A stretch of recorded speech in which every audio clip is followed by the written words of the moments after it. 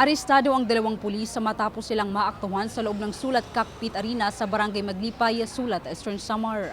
Ang mga naaresto ay isang police staff sergeant at isang police corporal na kapwa nakatalaga sa Sulat Municipal Police Station. Ayon kay Eastern Samar Police Provincial Office Provincial Director Police Colonel Ernesto Macasil, paulit-ulit umanong bumalik sa nasabing sabungan ang dalawang pulis sa kabila ng mahigpit na pagbabawal sa mga uniformadong tauhan na makilahok o pumasok sa mga iligal na aktibidad. Dagdag pa ni Macasil, nang makatanggap ang kanilang tanggapan ng ulat na may mga uniformadong pulis sa loob ng sabungan, ay agad silang nagsagawa ng investigasyon.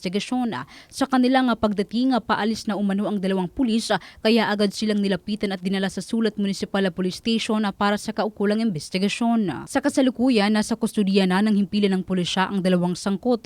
Kapag napatunayang nagkasala matapos ang masusing investigasyon, ay maaari silang masibak sa serbisyo. Nakahuli tayo ng pulis mismo na nandun sa sabungan ng nakasign ito sa Sulat Municipal Police Station.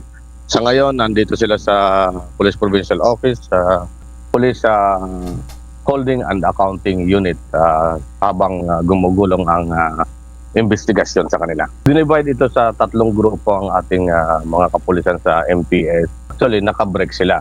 Pero hindi ibig sabihin na pag nakabreak ka, allowed ka na pumasok sa mga sabungan at saka sa iba't ibang gambling din.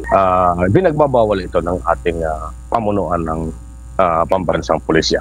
Base sa gumugulong na investigasyon, identify natin na less grave or grave misconduct ito at pag napatunayan, may kaparusahan itong dismissal from the service. Depende sa mga ipipresent nilang controverting evidence pag nag-summary hearing. Ang pakikipagpanayam ng Bombo Radio Tacloban kay Eastern Samar Police Provincial Office Provincial Director Police Colonel Ernesto Macasil.